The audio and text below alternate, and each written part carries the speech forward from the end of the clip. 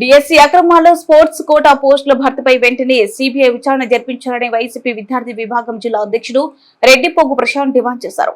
కర్నూలులోని అంబేద్కర్ విగ్రహం వద్ద మంత్రి లోకేష్ రాజీనామా చేయాలంటూ వైసీపీ స్టూడెంట్ వింగ్ ఆధ్వర్యంలో ఆందోళన కార్యక్రమం నిర్వహించారు.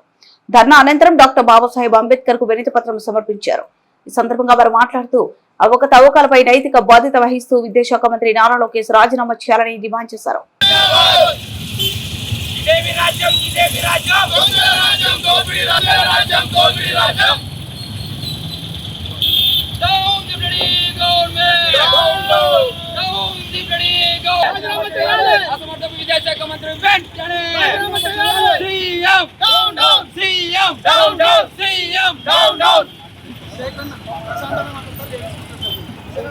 We want justice. We want justice. CBI inquiry चलिए.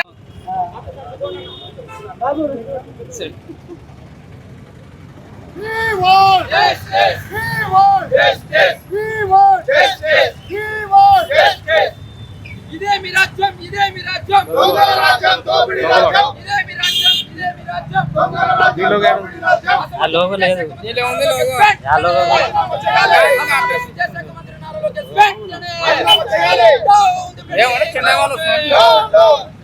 ఈ కూటమి ప్రభుత్వం వచ్చిన కాడ నుంచి ఈ డిఎస్సి పేరుతో విద్యార్థుల పట్ల 4000 మంది పైన అన్యాయం జరిగింది.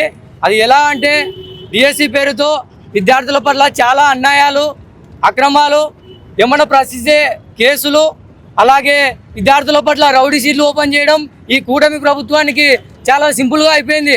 ఈ కూటమి ప్రభుత్వానికి మీడియా ద్వారా ఒకటే తెలియజేస్తున్నా, రేపు డిఎస్సి విద్యార్థులకు 4000 మందికి అన్యాయం జరిగింది. మా నాయకుడు వైఎస్ జగన్మోహన్ రెడ్డి గారు 2029లో గనక వైఎస్ఆర్ కాంగ్రెస్ పార్టీ జెండా ఎగరేసినచో విద్యార్థులకి డిఎస్సి పేరుతో అన్యాయం జరిగిన ప్రతి ఒక్కరికి కూటమి ప్రభుత్వాన్ని సిబిఐ ఎంక్వైరీ చేసి ఆ విద్యార్థుల పట్ల డిఎస్సికి న్యాయం జరిగేలా మేము ఖచ్చితంగా డిఎస్సి పేరుతో చేపడతాం.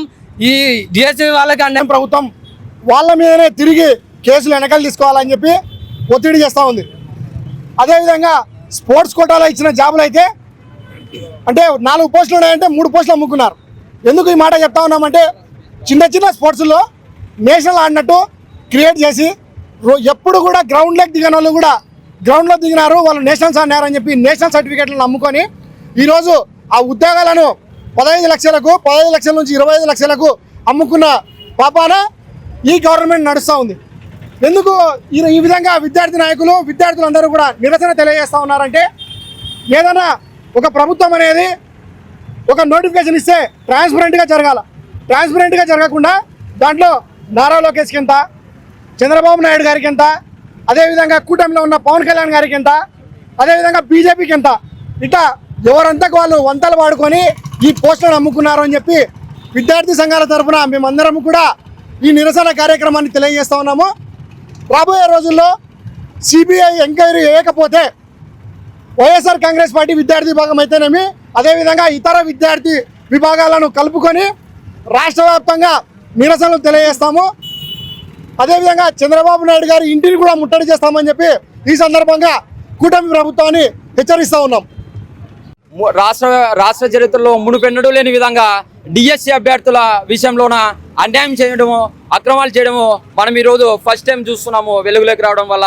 ఈ రోజు ఒకసారి చూసుకున్నట్టయితే ప్రతి ఉద్యోగానికి కూడా 15 లక్షల రూపాయలు అని చెప్పేసి ఏదో బేరసారాలను ఆడిన పరిస్థితి నేటి కూటమి ప్రభుత్వంది.